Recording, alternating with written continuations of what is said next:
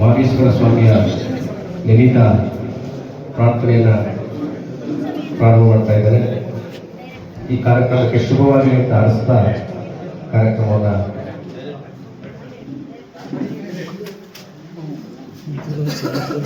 ಮಲೆಯ ಮಹಾದೇವ ಮಹಾನುಭಾವ ನಾನರಿಯೇ ನಿನ್ನ ಮಾಯ ದೇವ ನಾನರಿಯೇ ನಿನ್ನ ಮಾಯ ಮಲೆಯ ಮಹಾದೇವ ಓ ಮಲೆಯ ಮಹಾದೇವ ನಾನರಿಯೇ ನಿನ್ನ ಮಾಯ ದೇವ ನಾನರಿಯೇ ಗಿರಿಯಲ್ಲಿ ಮುದುಮಲೆ ಸೆಲೆಯಲ್ಲಿ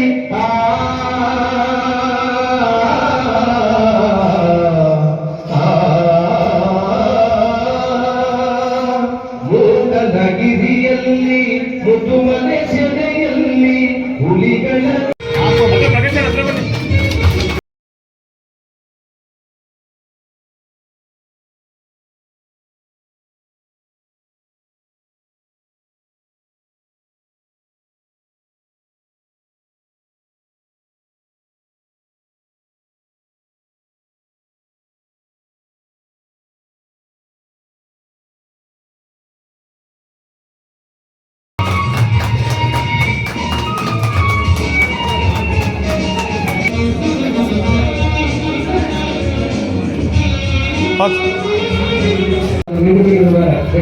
ಕೊಡಿ ಕೊಡಿ ಎಲ್ಲರೂ ಕೊಡಿ ಸರ್ ಕೊಡಿ ಎಲ್ಲರೂ ತೆಲ್ ಕೊಡಿ.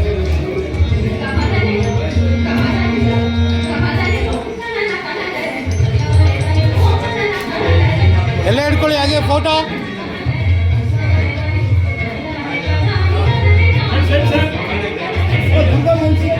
ಇಲ್ಲ ಇಲ್ಲ ನಿಂತ್ಕೊಳ್ಳಲ್ಲ ಅವರು.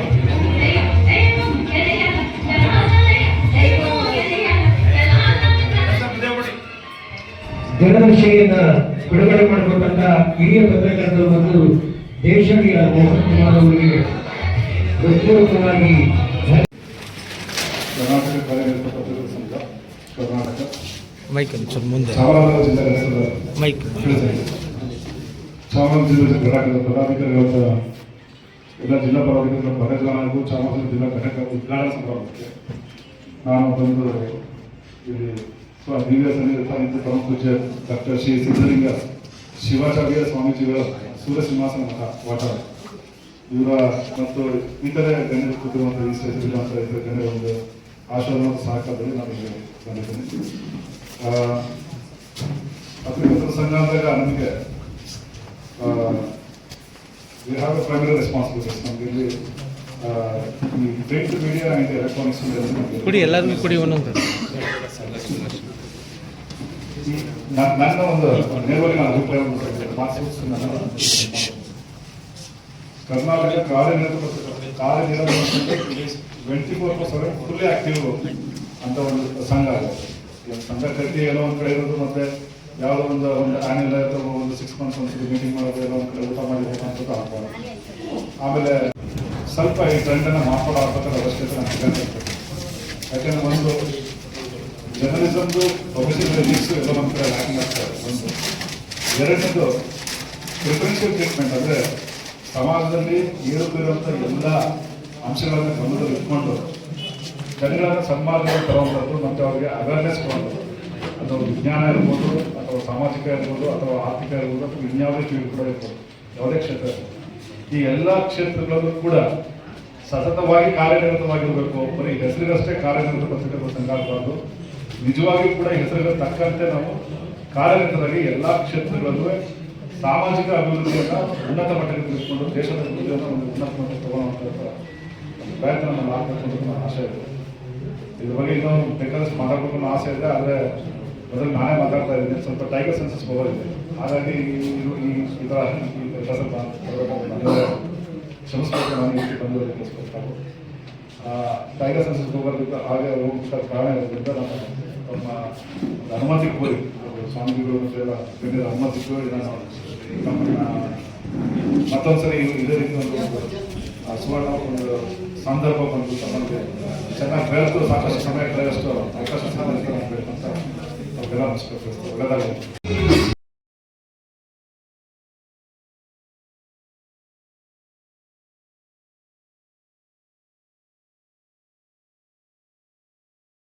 ಈ ದೇಶದಲ್ಲಿ ಈ ನೆಲದಲ್ಲಿ ಮಾಧ್ಯಮ ಕ್ಷೇತ್ರ ಬಹಳಷ್ಟು ಪರಿಣಾಮಕಾರಿಯಾಗಿ ಕೆಲಸ ಮಾಡ್ತಾ ಇದೆ.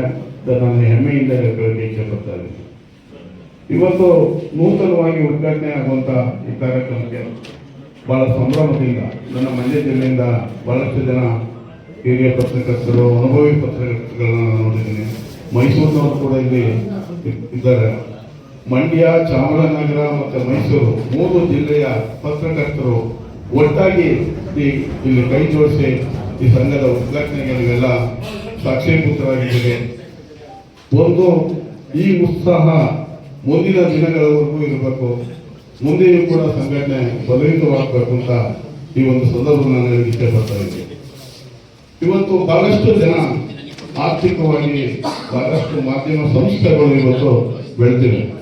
ಆದರೆ ಆ ನೋವುಗಳನ್ನು ಅನುಭವಿಸ್ತಾ ಇರೋದು ಗ್ರಾಮಾಂತರ ಭಾಗದ ಪತ್ರಿಕೆಗಳು ಹಾಗೂ ಪತ್ರಕರ್ತರು. ಒಂದು ಕನಿಷ್ಠವಾಗಿ ಹೇಳ್ಬೇಕು ಅಂತಂದ್ರೆ ಇವತ್ತು ಏನು ಪತ್ರಕರ್ತರಿಗೆ ಒಂದು ಪಾಸ್ಗಳಿತ್ತು, ಕೇಂದ್ರ ಸರ್ಕಾರ ಪಾಸ್ಗಳನ್ನ ವಜಾ ಮಾಡಿದೆ. ಈ ದೇಶದಲ್ಲಿ ಯಾರು ಅದರ ಬಗ್ಗೆ ಧ್ವನಿಯಿರ್ತಾರೆ.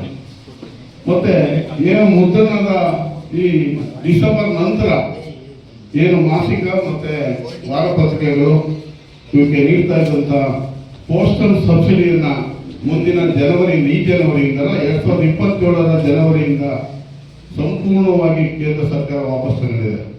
ಇದ್ರ ಬಗ್ಗೆ ಕೂಡ ಇಡೀ ದೇಶದಲ್ಲಿ ಯಾರೋ ಧ್ವನಿ ಎತ್ತಾ ಇಲ್ಲ.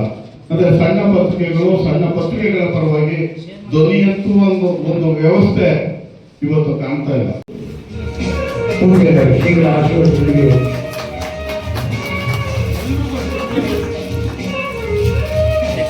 ಬನ್ನಿ ಬನ್ನಿ ಹಂಗೆ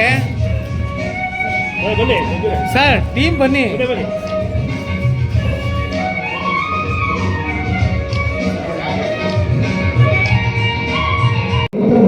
ಡೈರೆಕ್ಟರ್, ಕರ್ನಾಟಕ ಕಾರ್ಯನಿರತ ಪತ್ರಕರ್ತರ ಸಂಘದ ಎಸ್ ಗೌತಮ್.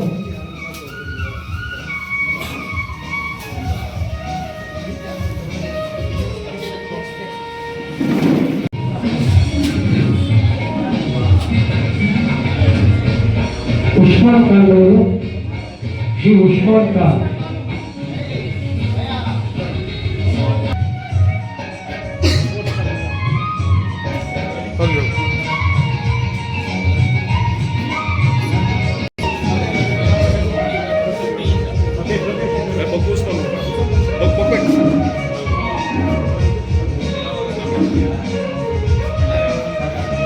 ಶ್ರೀ ಸ್ವಾಮಿಯವರು,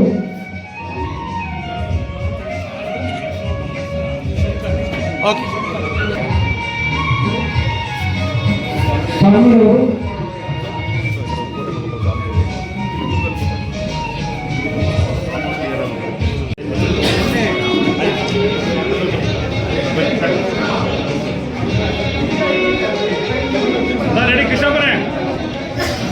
ಸರ್ ಈ ಕಡೆ ನೋಡಿ.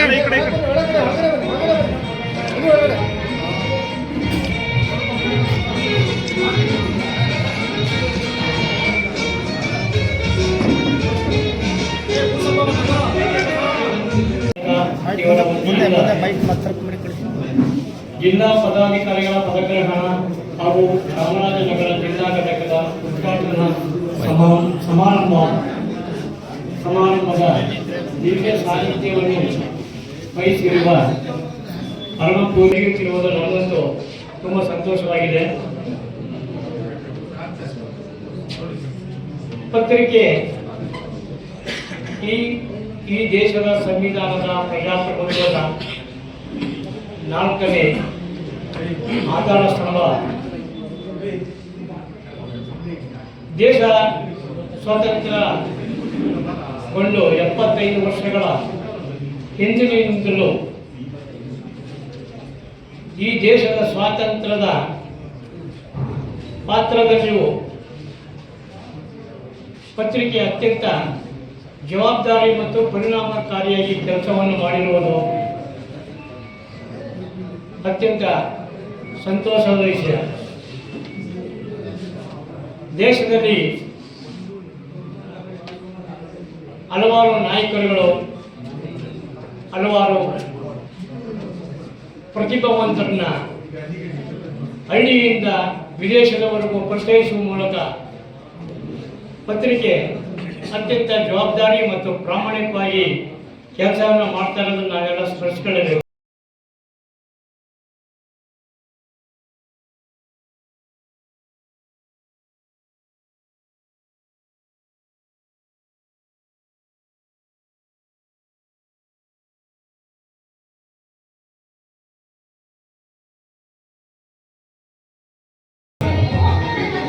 ಕಾರ್ಯದರ್ಶಿಯಾಗಿ ಆಯ್ಕೆಯಾಗಿರುವ ಟಿ ಮಹೇಶ್ ಅವರು ಚಾಮರಾಜನಗರ ವೇದಿಕೆಗೆ ಆಗಮಿಸಬೇಕು.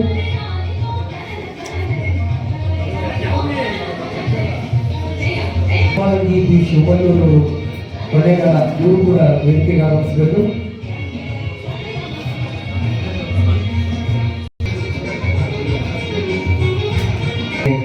ಹೃತ್ಪೂರ್ವಕ ಧನ್ಯವಾದಗಳು.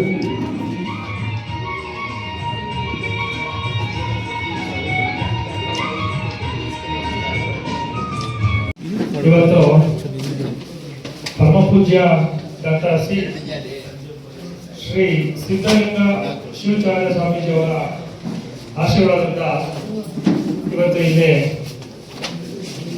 ಬಿಳಿಗಿರಿ ರಂಗನ ಬೆಟ್ಟದಲ್ಲಿ ರಂಗಸ್ವಾಮಿಯವರ ಪಾದ ಕುಲದಲ್ಲಿ ಇವತ್ತು ಉದ್ಘಾಟನೆ ಆಗ್ತಾ ಇದೆ. ತುಂಬ ಖುಷಿಯಾದ ವಿಷಯ.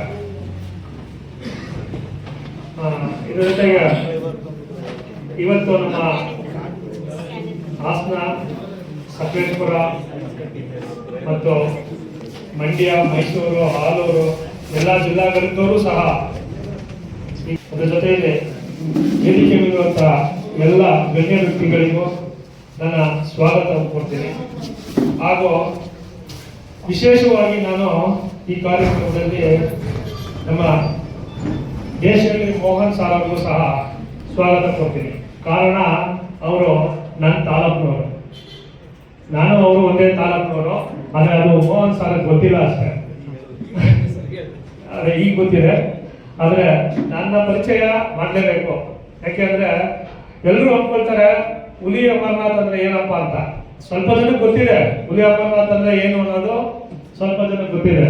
ಸ್ವಲ್ಪ ಜನ ಈ ಹೊಸ ಬಂದಿರೋ ಚಾಮರಾಜನಗರ ಜಿಲ್ಲೆಯವ್ರು ಗೊತ್ತಾಗಬೇಕಲ್ವಾ ಏನಪ್ಪ ಇದು ಹುಲಿ ಎಲ್ಲಿ ಇಟ್ಕೊಂಡಿದ್ದಾರೆ ಅಂತ. ನನ್ನ ಹೆಸರು HL ಅಮರನಾಥ್ ಅಂತ. HL H ಅಂದ್ರೆ ಊದ್ಕೆರೆ.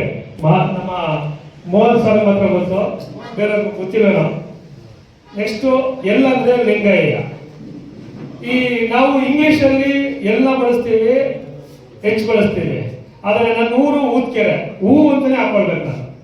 ನನ್ನ ತಂದೆ ಹೆಸರು ಲಿಂಗಯ್ಯ, ಎಲ್ಲ ಹಾಕೊಂಡ್ರೆ ಲಿಂಗಯ್ಯ ಆಗಲ್ಲ, ಲೀ ಅಂತಾನೆ ಹಾಕೊಳ್ಬೇಕು. ಲೀ ಹಾಕೊಂಡ್ರೆ ಲಿಂಗಯ್ಯ ಆಗಲ್ಲ. ಸುಮ್ಮನೆ ಇಂಗ್ಲಿಷ್ ಬಳಸ್ತೀವಿ, ಇಂಗ್ಲಿಷ್ ಮಾತಾಡ್ತೀವಿ, ಇಂಗ್ಲಿಷ್ ಮಾಡ್ತೀವಿ. ಆದ್ರೆ ನಮ್ಮ ತಂದೆ ಹೆಸರು ನಾವು ಪೂರ್ಣವಾಗಿ ಹೇಳ್ಬೇಕು. ನಾವು ಯಾರೋ ತಂದೆ ಹೆಸರುಗಳನ್ನ ಇಂಗ್ಲಿಷ್ ಎಲ್ಲರೂ ಹೇಳ್ಕೊಳ್ತೀವಿ. ನಾವು ಇಲ್ಲಿ ಬಿ ಮತ್ತೆ ಇನ್ನೊಬ್ರು ಏನೋ ಹೆಸರು ಹೇಳ್ತೀವಿ, HM ಗಣೇಶ್ ಹೇಳ್ಕೊಳ್ತೀವಿ.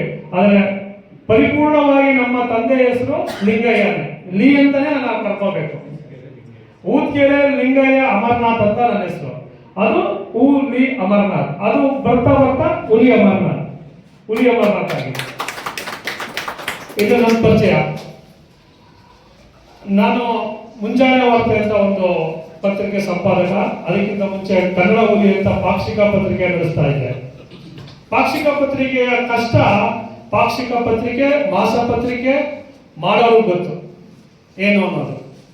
ನಾನು ಎಷ್ಟು ಕಷ್ಟಪಟ್ಟರು ನಮ್ಮನ್ನ ಬಾಗಿಲನ್ನ ಆಚೆ ನೋಡ್ತಿದ್ರೆ ಹೊರತು ಬಾಗಿಲೊಳಗಡೆ ಯಾವತ್ತೂ ನೋಡ್ಲಿಲ್ಲ.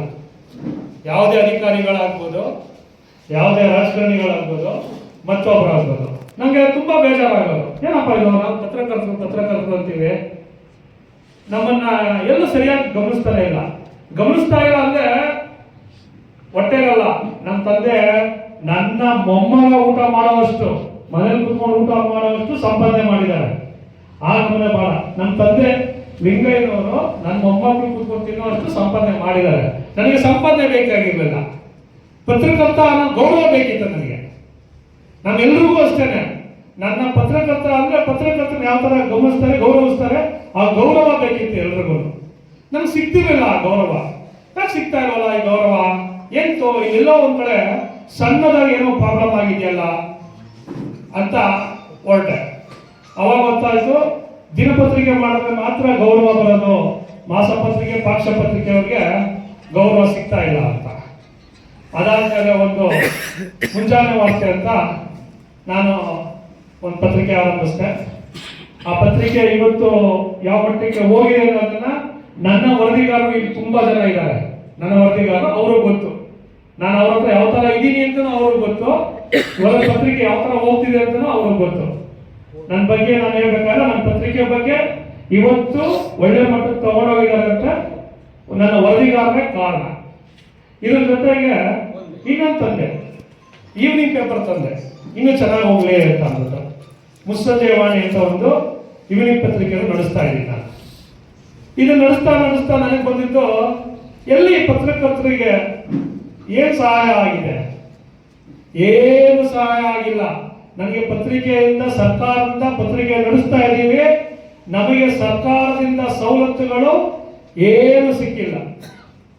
ಬೇಕಾದ್ರೆ ಯಾರು ಹೇಳ್ಬೋದು, ನನಗೆ ಕೈ ಎತ್ಬೋದಪ್ಪ, ಯಾರಿಗೂ ಸರ್ಕಾರದ ಸವಲತ್ತುಗಳು ಸಿಗ್ತಾ ಇಲ್ಲ. ಈ ಒಂದು ಸವಲತ್ತು ಸಿಗ್ಬೇಕಾದ್ರೆ ಏನ್ ಮಾಡ್ಬೇಕು ಅಂತ ಹೊರಟಾಗ ನಾನು ಸಹ KUWJ ಅನ್ನೋ ಒಂದು ಸಂಘದ ಸದಸ್ಯನಾದೆ, ನಿರ್ದೇಶಕನಾದೆ. ಅಲ್ಲೂ ಸಹ ನಮ್ಗೆ ಯಾವುದೇ ರೀತಿಯ ಸವಲತ್ತುಗಳು ಸಿಗಲಿಲ್ಲ. ಅವಾಗ ನಾನು ಯೋಚನೆ ಮಾಡಿದೆ, ಪತ್ರಕರ್ತರಿಗೆ ಯಾವ್ದಾದ್ರು ಒಂದು ಸವಲತ್ತುಗಳು ಸಿಗ್ಬೇಕು, ಪತ್ರಕರ್ತರಿಗೆ ಸಿಗ್ಬೇಕಾದ ಸರ್ಕಾರದ ಎಲ್ಲಾ ರೀತಿಯ ಸವಲತ್ತುಗಳು ಸಿಗ್ಬೇಕು ಅಂತ ಮಾಡಕ್ ಹೊರಟಿದ್ದು ಸಂಘ ಕಟ್ಟಬೇಕು ಅಂತ ಹೊರಟೆ.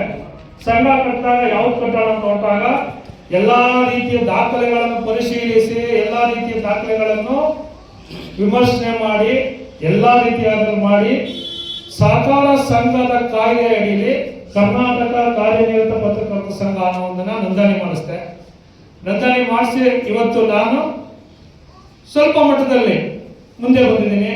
ಇವತ್ತು ಮೈಸೂರು ಆಗಿದೆ, ಮಂಡ್ಯ ಆಗಿದೆ, ಹಾಸನ ಆಗಿದೆ, ಸಕಲೇಶ್ಪುರ, ಇನ್ನೂ ಹಲವಾರು ಕಡೆ ತಾಲೂಕುಗಳಲ್ಲಿ KRಪೇಟೆ ತಾಲೂಕಾಗಿದೆ, ಪಾಂಡವಪುರ ತಾಲೂಕಾಗಿದೆ. ಮುಂದಿನ ದಿನಗಳಲ್ಲಿ ಮುಂದೆ ಹೋಗ್ತಾ ಇದೆ. ನಮ್ಮ ಕರ್ನಾಟಕದ ಗಡಿಭಾಗ ಬೀದರ್ನಲ್ಲೂ ಸಹ ನನ್ನ ಘಟಕ ಉದ್ಘಾಟನೆ ಆಗಿದೆ. ಮುಂದಿನ ದಿನದಲ್ಲಿ ಚಿತ್ರದುರ್ಗ ನಡೀತಾ ಇದೆ ಮತ್ತು ಗದಗ ನಡೀತಾ ಇದೆ. ಇನ್ನು ಸುಮಾರು ಜಿಲ್ಲೆಗಳಲ್ಲಿ ನನ್ನ ಸಂಘದ ಉದ್ಘಾಟನೆಗೆ ರೆಡಿ ಆಗ್ತಾ ಇದೆ. ನನಗೆ ಒಂದು ಖುಷಿಯಾಗಿದ್ದು ಸಂಘ ಬೆಳೀತಾ ಇದೆ ಅನ್ನೋದು ಒಂದ್ ಕಡೆ ಖುಷಿ ಆಯ್ತು. ಆದ್ರೆ ನನ್ನ ಸಂಘದ ಸದಸ್ಯರಿಗೆ ಇಲ್ಲಿ ತನಕ ಯಾವುದೇ ಸವಲತ್ತುಗಳನ್ನ ಕೊಡ್ತಾ ಇಲ್ಲ ಅನ್ನೋದು ನನಗೆ ಒಂದ್ ಕಡೆ ಬೇಜಾರು ಇದೆ. ಸುಮ್ಮನೆ ಸಂಘ ಬೆಳೆಸ್ಕೊಂಡು ಹೋಗೋದು, ಸಂಘ ಉದ್ಘಾಟನೆ ಮಾಡೋದಕ್ಕೆ ನಾನು ಸಂಘ ಕಟ್ಟಬೇಕಾಗಿರಲಿಲ್ಲ. ನಾನು ಸಂಘ ಕಟ್ತಾ ಇರೋದು ಯಾಕೆ ಅಂದ್ರೆ ಪಾಕ್ಷಿಕ ಪತ್ರಿಕೆ, ಮಾಸ ಪತ್ರಿಕೆ, ವಾರ ಪತ್ರಿಕೆ ಅವರಿಗೆ ಸರ್ಕಾರ ಪತ್ರಕರ್ತ ಅಂತ ಘೋಷಣೆ ಮಾಡಬೇಕು. ಇದ್ರ ಜೊತೆಗೆ ಇಲ್ಲಿ ತನಕ ಯಾವುದೇ ಪತ್ರಿಕೆಯ ವರದಿಗಾರನು ಸಹ ಸರಿಯಾಗಿ ಸರ್ಕಾರ ಗಮನಿಸಿಕೊಂಡಿಲ್ಲ. ಗಮನಿಸಿಕೊಂಡ್ರು ಪತ್ರಕರ್ತರು ಯಾರು ಅಂದ್ರೆ ದಿನ ಬರುವಂತ 5-6 ದಿನಪತ್ರಿಕೆಗಳ ವರದಿಗಾರರನ್ನು ಮಾತ್ರ. ಅವರು ನಮ್ಮ ವಾರ್ತಾ ಇಲಾಖೆಯಲ್ಲಿ ಏನು ಮಾನ್ಯತೆ ಪಡೆದಿರ್ತಾರಲ್ಲ ಅಂತ ಪತ್ರಿಕೆಯ ವರದಿಗಾರರು ಮಾತ್ರ ಇವತ್ತು ಎಲ್ಲಾ ರೀತಿಯ ಸವಲತ್ತುಗಳು ಸಿಗ್ತಾರೆ. ಇವತ್ತು ಸರ್ಕಾರದ ಮುಂದೆ ಒಂದು ದೊಡ್ಡ ನಮ್ಮ ಇದಕ್ಕೆ ಕೊಟ್ಟಿದ್ದೀವಿ. ನಾವು ಏನ್ ಕೊಟ್ಟಿದ್ದೀವಿ ಅಂದ್ರೆ ಗ್ರಾಮೀಣ ಪಾಸ್. ಆದ್ರೆ ಎಲ್ಲರೂ ಖುಷಿಯಾಗಿ ಪೇಪರ್ಗಳನ್ನು ನೋಡ್ತಾ ಇದ್ದಾರೆ. ಗ್ರಾಮೀಣ ಪತ್ರಕರ್ತರಿಗೆ ಪಾಸ್ ಅವಶ್ಯಕತೆ ನಡೀತಾ ಇದೆ, ಅದು ಮುಂದಿನ ಸರ್ಕಾರ ಘೋಷಣೆ ಮಾಡುತ್ತೆ ಅಂತ. ದಯವಿಟ್ಟು ಸರ್ಕಾರಕ್ಕೆ ಒಂದು ಮನವಿ ಕೊಡ್ತೀವಿ, ಅದನ್ನ ಬರೀ ವಾರ್ತಾ ಇಲಾಖೆಯಲ್ಲಿ ಮಾನ್ಯತೆ ಪಡೆದಂತಹ ಪತ್ರಿಕೆಗಳಲ್ಲಿ ಕೆಲಸ ಮಾಡುವಂತಹ ವರದಿಗಾರರು ಮಾತ್ರ ಅದನ್ನ ಮೀಸಲಿಡಬೇಡಿ.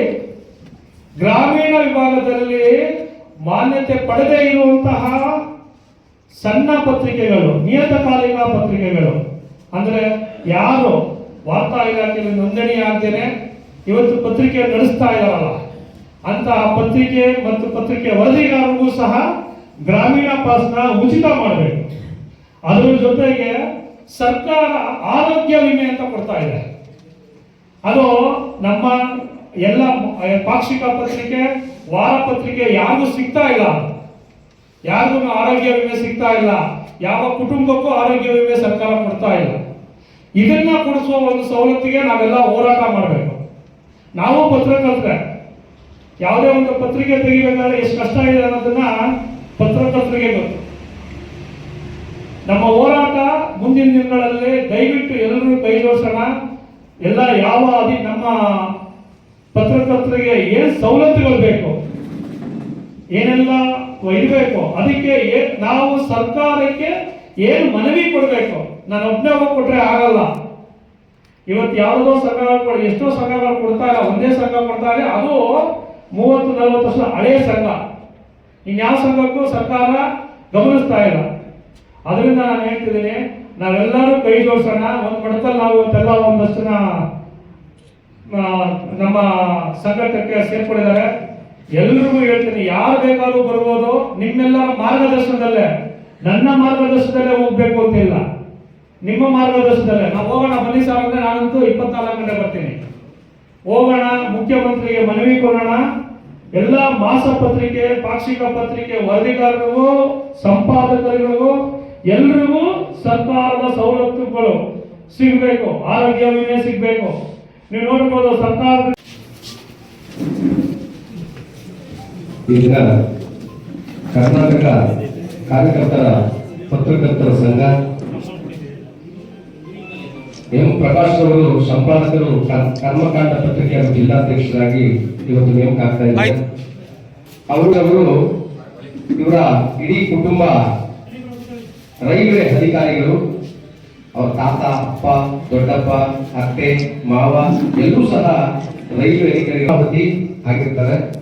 ಇವರ ಜನನ 13/8/1972 ನಂಜನಗೂಡು ಸರ್ಕಾರಿ ಆಸ್ಪತ್ರೆಯಲ್ಲಿ ಜನಿಸಿರ್ತಾರೆ. ಇವರು ಸರ್ಕಾರಿ ಶಾಲೆಗಳಲ್ಲಿ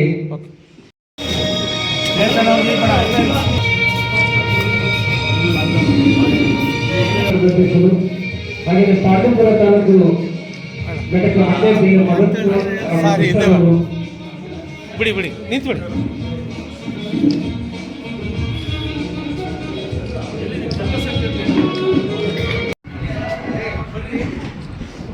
ಸ್ವಲ್ಪ ಸೈಡ್ ಬನ್ನಿವ್ರೆ.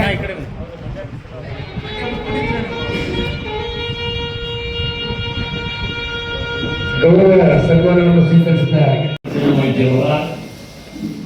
ಈ ಕಾರ್ಯಕ್ರಮದ ರೂವಾರಿಗಳಾದಂಥ ಗುರಿ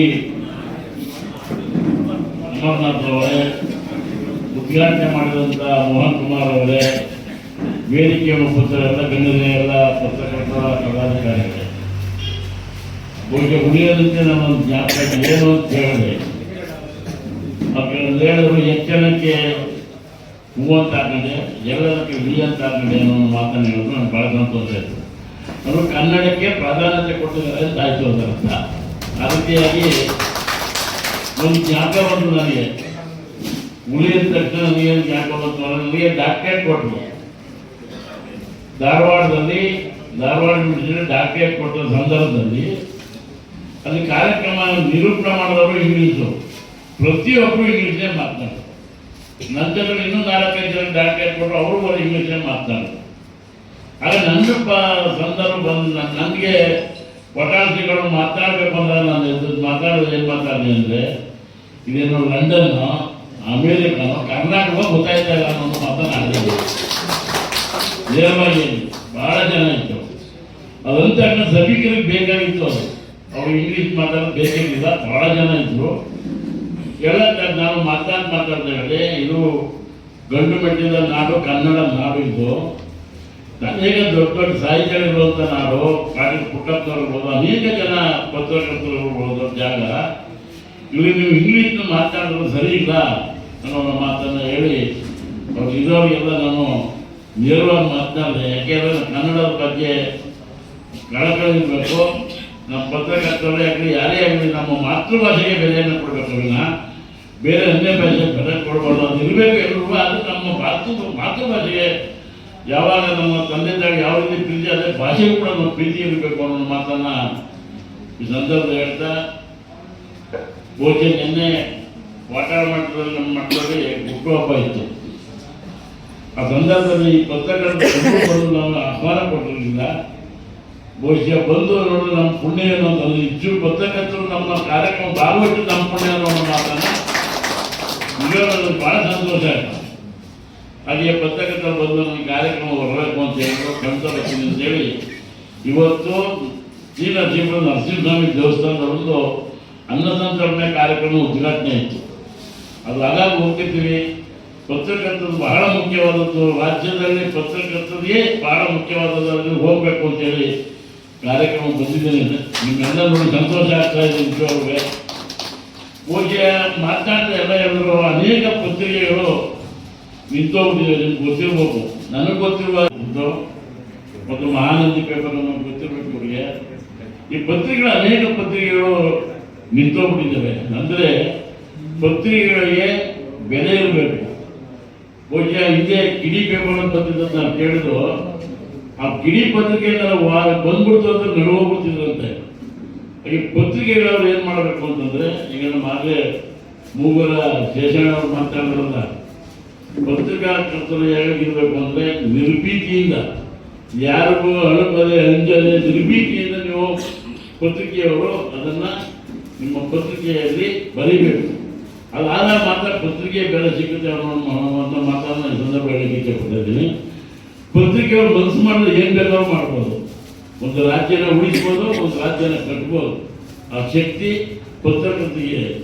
ಆ ಪತ್ರಕರ್ತೆಗೆ ಅವ್ರಿಗೆ ಸ್ವಾತಂತ್ರ್ಯವನ್ನು ಕೊಡಬೇಕು. ಯಾವುದೇ ರಾಜ್ಯ ಆಗಲಿ ಪತ್ರಿಕೆಗಳಿಗೆ ಉದ್ಯಮಿಗಳಿಗೆ ಅವರಿಗೆ ಸ್ವಾತಂತ್ರ್ಯವನ್ನು ಕೊಡಬೇಕು. ಅದಿದ್ದೇ ಪತ್ರಿಕೆಯ ಮೇಲೆ ಏನು ನಾವು ದಾಳಿ ಮಾಡ್ತೀವಿ ಅಂದ್ರೆ ಅದು ಬಹಳ ತೊಂದರೆ ಆಗುತ್ತೆ. ಬಹುಶಃ ನಾನು ಯಾಕೆ ಮಾತನ್ನು ಹೇಳ್ತೀನಿ ಅಂದರೆ, ಅನೇಕ ಪತ್ರಿಕೆಗಳು ಒಮ್ಮೆ ಒಬ್ಬ ಮುಖ್ಯಮಂತ್ರಿ ಹೆಸರು ಹೇಳಲ್ಲ, ನಿಮಗೆಲ್ಲ ಗೊತ್ತಿರಬೇಕು ಅಂತ ಕಾಣುತ್ತೆ. ಒಬ್ಬ ಮುಖ್ಯಮಂತ್ರಿಗಳು ಮಾತನಾಡ್ತಾರೆ. ಕರ್ನಾಟಕ ರಾಜ್ಯದ ಮುಖ್ಯಮಂತ್ರಿಯೊಬ್ಬರು ಪತ್ರಿಕೆಗಳ ಮೇಲೆ ಕೋಪಿಸ್ಕೊಂಡು ನೀವೆಲ್ಲ ಹೋಗಿ ಕನ್ನಂಬಡಿ ಬಿಡಿ ಹೋಗಿ ಕೋಪಿಸ್ಕೊಂಡು ಹೋಗಿ. ಆ ಸಂದರ್ಭದಲ್ಲಿ ಕನ್ನಂಬಡಿ ಬಿಡಿ ಹೋಗಿ ಅಂತಂದಾಗ ಆ ಪತ್ರಿಕೆಯವರು ಇದ್ದಿದ್ದ ಬರೆದು ಒಂದು ಮುಖ್ಯಮಂತ್ರಿನೇ ಕೆಳಗೆ ಇಳಿಸ್ತು. ಅದು ಹೆಸರು ಬೇಡ, ಯಾರು ಕೇಳಬೇಕು, ತಿಳ್ಕಡೆ ಕೇಳ್ತಾ ಇದ್ದೀನಿ, ಅದನ್ನು ಬರೆದು ಬೇಡಿ. ಅಂದ್ರೆ ಅದು ಶಕ್ತಿ ನಿಮ್ಮ ಪತ್ರಿಕೆಯವರಿಗೆ ಅನ್ನೋ ಮಾತನ್ನ ಈ ಸಂದರ್ಭಕ್ಕೆ ಇಚ್ಛೆಪಡ್ತಾ ಇದ್ದೀನಿ. ಬಹುಶಃ ಇವತ್ತು ನಿಮ್ಮ ಪತ್ರಿಕಾ ಸಂಘ ಇಲ್ಲಿ ಅದು ಈಗ ನಮ್ಮ ಬೆಟ್ಟದಲ್ಲಿ ಉದ್ಘಾಟನೆ ಮಾಡೋದಕ್ಕೆ ನಾನು ಕರೆದಕ್ಕೆ ನಾನು ಹುಳಿ ಅಮರನಾಥ್ ಅವರಿಗೆ ನಾನು ಚಿರಋಣಿಯನ್ನು ಮಾತನ್ನು ಹೇಳಕ್ಕೆ ಇಚ್ಛೆಪಡ್ತಾ ಇದ್ದೀನಿ. ಯಾಕೆಂದರೆ ಇಂಥ ಕಾರ್ಯಕ್ರಮಗಳಲ್ಲಿ ಅನೇಕ ಕಾರ್ಯಕ್ರಮ ಭಾಗವಹಿಸಿದ್ದೀನಿ ನಾನು. ಇಂಥ ಪತ್ರಕರ್ತರ ಕಾರ್ಯಕ್ರಮ ಭಾಗವಹಿಸಿದ್ದೀನಿ. ಇಷ್ಟೊಂದು ಪತ್ರಕರ್ತರ ಜೊತೆಗೆ ಸೇರೋದು ಅಂದರೆ ಸುಲಭ ಅಲ್ಲ ಅನ್ನೋ ಮಾತನ್ನು ಹೇಳ್ತಾ, ಬಹುಶಃ ಅವರಿಗೆ ಭಾಳ ಹುಮ್ಮಸ್ಸಿದೆ. ನಮ್ಮ ಅಮರನಾಥ್ ಅವರಿಗೆ ಹುಮ್ಮಸ್ಸಿದೆ. ಪತ್ರಕರ್ತರ ಬೆಳೆಸಬೇಕು, ನಾವು ಪತ್ರಿಕೆ ಬೆಳೀಬೇಕು. ಪತ್ರಕರ್ತರು ಎಲ್ಲ ಜಿಲ್ಲೆಗಳಲ್ಲಿ, ತಾಲೂಕು ಕೇಂದ್ರಗಳಲ್ಲಿ, ಜಿಲ್ಲಾ ಮಟ್ಟದಲ್ಲಿ ಬೆಳೆಯಬೇಕು ಅಂತೇಳಿ ಒಂದು ಕಾರ್ಯಕ್ರಮ ಹಮ್ಮಿಕೊಂಡಿದ್ದಾರೆ. ಅವರ ಏನು ಒಂದು ಅವ್ರ ಅಧ್ಯಕ್ಷರಾಗಿದ್ದಾರಲ್ಲ, ಅವ್ರು ಏನು ಹೇಳ್ತಾರೆ ಆದಿಯಲ್ಲಿ ನೀವು ಹೋಗ್ಬೇಕು ಅನ್ನೋ ಮಾತನ್ನು ಹೇಳ್ತೀನಿ, ತಪ್ಪು ತಿಳ್ಕೋಬಾರ್ದು. ಅವ್ರು ಅಧ್ಯಕ್ಷರಾಗಿರೋದ್ರಿಂದ ಅವ್ರು ಏನು ಹೇಳ್ತಾರೆ ನೋಡಿ, ಅವ್ರು ಮಾತಾಡ್ತಾರೆ. ಅನೇಕ ಮಾತುಗಳನ್ನ ಆಡಿದ್ರು ಇಳಿಸು ನಮಗೆ. ಅವರು ಒಬ್ಬರು ಅಧ್ಯಕ್ಷರು ಏನು ಹೇಳ್ತಾರೆ ಅದರಂತೆ ಹೋಗ್ಬೇಕು. ಕೆಲವು ಪತ್ರಿಕೆಯವರು ನಾನೇ ನನಗೆ ಬಹಳ ಬುದ್ಧಿವಂತ ಅಂತ ಹೋಗ್ತಾರೆ. ಆದರೆ ಒಬ್ಬರು ಭೇಟಿ ಬೇಕು. ಒಬ್ಬೊಬ್ಬರು ಬುದ್ಧಿವಂತರಾಗಿ ಅವರು ಹೇಳೋರು ಬೇಕಾಗಿರೋದ್ರಿಂದ ನನಗನ್ನಿಸ್ತದೆ ಅಮರನಾಥ್ ಅವರು ನಿಮಗೆಲ್ಲ ಭಾಳ ಶಕ್ತಿ ಕೊಡುವಂಥ ಶಕ್ತಿ ಅವರ ನಿಧಿಯನ್ನು ಮಾತನ್ನು ಹೇಳಕ್ಕೆ ಇಷ್ಟಪಡ್ತಾ ಇದ್ದೀನಿ. ಆ ರೀತಿಯಾಗಿ ಅನೇಕ ಪತ್ರಕರ್ತರು ಇದ್ದೀನಿ, ನೀವು ಎಲ್ಲ ಪತ್ರಿಕೆಯವರು ಇದ್ದೀರಿ. ನಾನು ಕೂಡ ಮೊನ್ನೆ ಒಂದು ಪತ್ರಿಕೆಯನ್ನು ಕರ್ಮಕಾಂಡ ಹೇಳಿದ್ರೆ ನಾನೇ ಬಿಡುಗಡೆ ಮಾಡಿದವನು. ಅದನ್ನು ನಂಜುಗುಡ್ಡ ದೇವಸ್ಥಾನದಲ್ಲಿ ನಾನೇ ಬಿಡುಗಡೆ ಮಾಡಿದೆ. ಮತ್ತು ನಮ್ಮ ವ್ಯಾಕರಣಕಾಂತದ ಆ ಪತ್ರಿಕೆಯನ್ನು ಬಿಡುಗಡೆ ಮಾಡಿದೆ. ಮತ್ತು ಕ್ಯಾಲೆಂಡರ್ನು ನಮ್ಮ ಮಟ್ಟದಲ್ಲೇ ಬಿಡುಗಡೆ ಮಾಡಿದೆ. ಬಹುಶಃ ಜಾತಿಗೆ ಮಾತಾಡಿ ಹೇಳ್ತೀನಿ ಅಂದರೆ, ಈ ಪತ್ರಿಕೆಗಳು ಯಾವ ರೀತಿ ಇರಬೇಕು ಅಂತಂದರೆ ಆದಷ್ಟು ಧೈರ್ಯರಾಗಬೇಕು. ಕೆಲವು ಪತ್ರಿಕೆಗಳು ಹೆಸರೇಳೋದ್ರಿಂದ ಸಣ್ಣ ಪತ್ರಿಕೆ ಅವೆಲ್ಲ ಮುಗಿದಾಗೆ ಅವ್ರು ಏನು ಮಾಡ್ತೀರೋ ಅಂದರೆ, ಈಗ ಒಂದು ಪತ್ರಿಕೆಯಲ್ಲಿ ನೋಡಿದ್ರೆ ಅಂಜದ ಗಂಡು ಮತ್ತು ಮೊದಲು ಬೇರೆ ಇತ್ತು, ಅಂಥವನ್ನ ಎದುರಿತ್ತು. ಈಗ ಅಂಜದ ಗಂಡು ಪಾತ್ರ ನಾವು ಯಾವತ್ತೂ ಒಪ್ಪುತ್ತ ಒಂದು 90% ಬಿಟ್ಟಲ್ಲ. ನೇರವಾಗಿ ಬರೆದು ನಾವು ಪತ್ರಿಕೆನೇ ಓಡಬಾರ್ದು ಆ ಥರ ಮಾಡಿಬಿಟ್ಟಿದ್ದಾರೆ. ಅದರಿಂದ ಅದೇ ರೀತಿಯಾಗಿ ಪತ್ರಿಕೆ ಓಡಬೇಕು ಅನ್ನೋ ದೃಷ್ಟಿ ಮಾಡೋದು ಬೇಡ. ನಿರ್ದಿಷ್ಟವಾಗಿ ಅಂಚದೆ ಹೇಳುತ್ತದೆ ನೀವು ಪತ್ರಿಕೋದ್ಯಮ ನಿಮ್ಮ ಏನಿದೆ ಅದನ್ನು ಬರೀಬೇಕು ಅನ್ನೋ ಮಾತನ್ನು ಸಂದರ್ಭ ಹೇಳ್ತಾ, ಮತ್ತು ನಿದ್ದೆ ಹೋದರೆ ಕೆಲವು ಸುಳ್ಳು ಬರೆಯೋದು. ನನಗೆ ಒಂದು ಮೊನ್ನೆ ಮಾತಾಡ್ತಾ ಒಂದು ಮಾತನ್ನು ಹೇಳಿದೆ. ಈಗ ಅವ್ರು ಯಾರು ಇಲ್ಲ. ನಮ್ಮ ಮಠಕ್ಕೆ ವೀರಪ್ಪನ್ ಬಂದಿದ್ರು. ನಾನು ಮಾದೇಶ್ವರ ಬೆಟ್ಟದ ದೇವಸ್ಥಾನದ ಅಧ್ಯಕ್ಷನಾಗಿದ್ದೆ. ಒಂದು ತರಲು ನಾ ಅಧ್ಯಕ್ಷನಾಗಿದ್ದೆ. ಅದಕ್ಕೂ ಮತ್ತೆ ಏನಾಗಿತ್ತು ಅಂದರೆ, ಕೆಲವರು ಯಾರ್ಯಾರು ಹಿಡಿದ ಸಂದರ್ಭದಲ್ಲಿ ಸುತ್ತೂರು ಉದ್ಯೋಗ ಹಿಡಿಬೇಕು ಅಂತ ಮನಸ್ಸಿತ್ತಂತೆ ಅವರಿಗೆ. ಅವ್ರು ಸಿಕ್ಕಲ್ಲ ಅಂತೇಳಿ ನಾನು ಅವ್ರು ಹೋದ್ರು ನಾನು ಅಲ್ಲೇನಾಯ್ತು, ಇವರು ಹಿಡಿದ್ರೆ ಅವ್ರು ಹಿಡಿದಾಗಾಯ್ತು ಅಂತೇಳಿ ನಾನು ಅಧ್ಯಕ್ಷನಾಗಿದ್ದಾಗ ನಮಗೆ ವೀರಪ್ಪನ ಇವ್ರು ಹಿಡಿತಾರೆ ಅಂತ ಹೇಳಿ ನಾನು ಬೆಟ್ಟಕ್ಕೆ ಮೀಟಿಂಗ್ಗೆ ಹೋಗ್ಬಿಡ್ತೀನಿ. ಹೋಗ್ಬಂದ್ರೆ 5 ಗಂಟೆಗೆ ಹುಡುಗರು ಬೆಟ್ಟನ ಆ ರೀತಿ ಇತ್ತು. ಈ ಮಾತನ್ನು ಯಾಕೆ ಹೇಳ್ತೀನಿ ಅಂದರೆ, ಆ ಸಂದರ್ಭದಲ್ಲಿ ಅವನೇನೋ ಬಂದು ಹೇಳಿದವ್ರು ಏನು ಹೇಳಿದ್ರೆ, ಅವನು ಒಳಗಡೆ ಬಂದಿಲ್ಲ, ಬೇರೆಯವ್ರ ಕಡೆ ಬಂದಿದ್ದ ನಡ್ಕೊಳ್ಳೋಕ್ಕೆ. ವಾಟಾಡೋದು ಯಾರು, ಇವರು ಏನಿದೆ, ಆಸ್ತಿ ಇದೆಯಾ ಏನು ಅಂತ ಕೇಳಿದ್ರು. ನಾನು ಯಾಕಪ್ಪ ಇಷ್ಟೊತ್ತು ಬಂದು ವಾಟಾಡೋದು ಕೇಳ್ತಾರಲ್ಲ, ಅವರು MLA ಆಗಿದ್ರು. ಆಗ ಏನು ಇವ್ರಿಗೆ ಅವ್ರು ಕೇಳ್ತಾರಲ್ಲ ಅಂತ ಹೇಳಿ ನಾನು, ಇಲ್ಲ ಅವ್ರ ಆಸ್ತಿ ಗೀಸಿ ಏನಿಲ್ಲ, ಮನೆ ಯಾವಾಗ ಅಂದರು. ಅವ್ರ ಮನೆಯೂ ಇಲ್ಲ, ಬಂದರೆ ಇಲ್ಲೇ ಬಂದು ಹೋಗ್ತಾ ಇದ್ದಾರೆ. ನಾನು ವಿಜಯಪುರ ಅಂತ ತಿರುಗಬೇಡಿ, ಬಂದು ಇಲ್ಲೇ ಬಂದು ಹೋಗ್ತಾ ಇದ್ದಾರೆ, ಬಿಟ್ಟರೆ ಏನೂ ಇಲ್ಲ ಅಂದಾಗ ಸರಿ ಅವನು ಮಾತಾಡ್ತಾ ಅವ್ನು ಹೇಳಿ ನಿಮ್ಮ ವಾಟಾಡೋದಲ್ಲಿ ಅವರು ಯಾವ ದಿನ ಗಲಾಟೆ ಮಾಡ್ತಾಯಿದ್ರು. ಅವ್ನು ಇಡೋಕ್ಕಾಗಲಿಲ್ಲ ಅಂತ ಗಲಾಟೆ ಮಾಡ್ತಾಯಿದ್ರು. ನಾಳೆ ಹೇಳಿ ನಿಮ್ಮ ವಾಟಾಡೋದಲ್ಲಿ ವೀರಪ್ಪನ ತಂಟೆಗೆ ಏನಾರ ಬಂದರೆ ಸರಿಯಾಗಿ ಆಯ್ತಲ್ಲ ಅಂತೇಳಿ ಅಂತ ಎಚ್ಚರಿಕೆ ಕೊಟ್ಟರು. ಆಗ 4 ಗಂಟೆಗೆ ಅವ್ರು ಫೋನ್ ಮಾಡಿ ಈಗ ಬಂದಿದ್ರು, ಆಯಿತು ಏನೋ ಇತ್ತು ಅಂತ. ಸರಿ, ನಾನು ಪತ್ರಿಕೆಯಲ್ಲಿ ಹೇಳಬಾರ್ದು ಮತ್ತು ಸ್ಟೇಷನ್ ಪೊಲೀಸ್ನವ್ರು ಹೇಳಬಾರ್ದು ಅಂತ ಹೇಳಿದ್ರು. ಪತ್ರಿಕೆಗೆ ನಾನು ಹೇಳಿರಲಿಲ್ಲ. ಆಗ ನಮ್ಮ ತಾಲೂಕಿನ 2-3-4 ಸಣ್ಣ ಪತ್ರಿಕೆ ಹೊರಡ್ತಾ ಇತ್ತು. ಆರ್ತಿ ಪೇಪರ್ ನೋಡೋರು ಭಾಳ ಆತ್ಮೀಯನಾಗಿದ್ದ. ನಾವು ಅವನಿಗೆ ರಾತ್ರಿ ಬಂದಿದ್ದಕ್ಕಪ್ಪ ನಾವು ಪೇಪರ್ ನೋಡ್ಬೇಕು. ಅವ ಪೇಪರ್ಗೆ ಹಾಕ್ತಾರೆ ಜೋರಾಗಿ. ಈ ಇನ್ನಿಬ್ಬರು ಪೇಪರ್ ನೋಡ್ಕೊ ಬಂದ್ಬಿಡ್ತು. ಬುದ್ಧಿಯವ್ರು ನಮ್ಗೆ ಅಷ್ಟು ಆರ್ತಿ ಮೇಲೆ ಆಗಿದ್ದು, ನಮ್ಗೆ ಹೇಳಿದ ಅವ್ನಿಗೆ ಹೇಳಿದಾರಲ್ಲ ಅಂತೇಳಿ ಅಲ್ಲಿ ಬಂದಿದ್ದೆಲ್ಲ ಸುಳ್ಳು, ಯಾರ ವೀರಪ್ಪನ ಬಂದು ಇರಲಿಲ್ಲ, ಅವ್ರ ಹತ್ರ ಮಾತುವಾಡಿಲ್ಲ ಅಂತ ಇನ್ನೊಂದು ಥರ ಬರ್ತಾನೆ. ಯಾಕೆ ಹೇಳ್ತೀನಿ ಮಾತಾ ಅಂದರೆ, ಪತ್ರಿಕೆಯವರು ಒಮ್ಮತ್ತಿಂದ ಇರಬೇಕು. ಆ ಪತ್ರಿಕೆಗಳು ಈ ಪತ್ರಿಕೆ ಆಗ್ಬೋದು, ಇವ್ರಿಗೆ ಆಗ್ಬೋದು, ಆ ರೀತಿ ಆಗಬಾರ್ದು. ಪತ್ರಿಕಾ ಸ್ವಾತಂತ್ರ್ಯ ಎಲ್ಲರೂ ಒಂದೇ ರೀತಿ ಇರಬೇಕು ಅನ್ನೋ ಮಾತನ್ನ ಈ ಸಂದರ್ಭ. ಸಬ್ಸ್ಕ್ರೈಬ್ ಬಟನ್ ಮೇಲೆ ಕ್ಲಿಕ್ ಮಾಡಿ ಹಾಗೂ ನಮ್ಮ ಹೊಸ ವಿಡಿಯೋಸ್ ಅಪ್ಲೋಡ್ಗೋಸ್ಕರ ಪಕ್ಕದಲ್ಲಿ ಕಾಣುವ ಬೆಲ್ ಬಟನ್ ನಮ್ಮೆಲ್ಲ ವಿಡಿಯೋಗಳನ್ನ ಲೈಕ್ ಮಾಡಿ, ಶೇರ್ ಮಾಡಿ ಹಾಗೂ ಕಮೆಂಟ್ ಮಾಡಿ.